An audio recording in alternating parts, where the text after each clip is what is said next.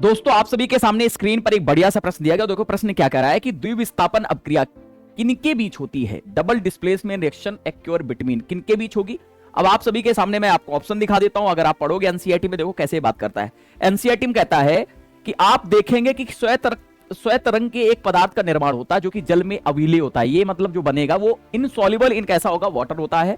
Is formed this insoluble substance formed is known as the precipitate. इसे हम अवक्षेप के नाम जानते हैं और इसी कारण इस रिएक्शन को हम प्रेसिपिटेशन रिएक्शन अर्थात अवक्षेपण प्रक्रिया कहते हैं।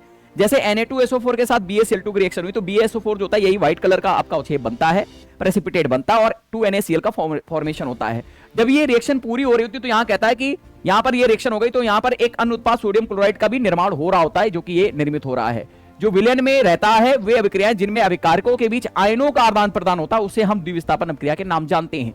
और साथियों अगर आप यहां देख रहे होगे तो ये किस तरह की बात करता है, तो यहां पर आपका जो बॉन्डिंग होगी इसमें आयनिक बॉन्डिंग नजर आएगी आपको। कैसी बॉन्डिंग होगी? यहां पर आपके आयनिक बॉन्डिंग अर्थात आयनिक बंध यहां आपको नजर आएंगे। क्यों? क्योंकि यहां आयनन बंध तभी होंगे जब यहां पर एक मेटल होगा और दूसरा कैसा होगा भाई? दूसरा मतलब एक तरह से एक धातु की तरह बिहेव करेगा, एक धातु की तरह एक इलेक्ट्रॉन देगा और दूसरा इलेक्ट्रॉन एक्सेप्ट करेगा, उसी के साथ ये रिएक्शन संभव हो पाएगी। ठीक है ना? तो अब यहां क्या कह रहा है भाई? तो आंसर कौन सा हो जाएगा? Ionic compound, option number A बिल्कुल आपका करेक्ट हो जाएगा, तभी ये रिएक्शन संभव होती है।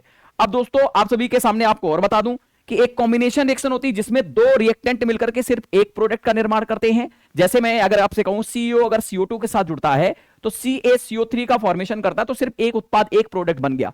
अगर डिपोजिशन की बात करते हैं, जैसे मान के चलो मैंने कहा H2O है और इसमें जैसे विद्युत धारा प्रवाहित करते हैं तो प्रवाहित करने पर क्या होता है? H2 आपका अलग हो जाता है और O2 अलग फॉर्म हो जाता है। डिस्प्लेसमेंट रिएक्शन दो प्रकार की होती है, single displacement reaction, double displacement reaction. इसे SDR कहा जाता है, मतलब ये है एकल विस्थापन क्रिया, दूसरा होता है द्विविस्थापन क्रिया जिसके बारे में अभी हम लोगों ने जाना।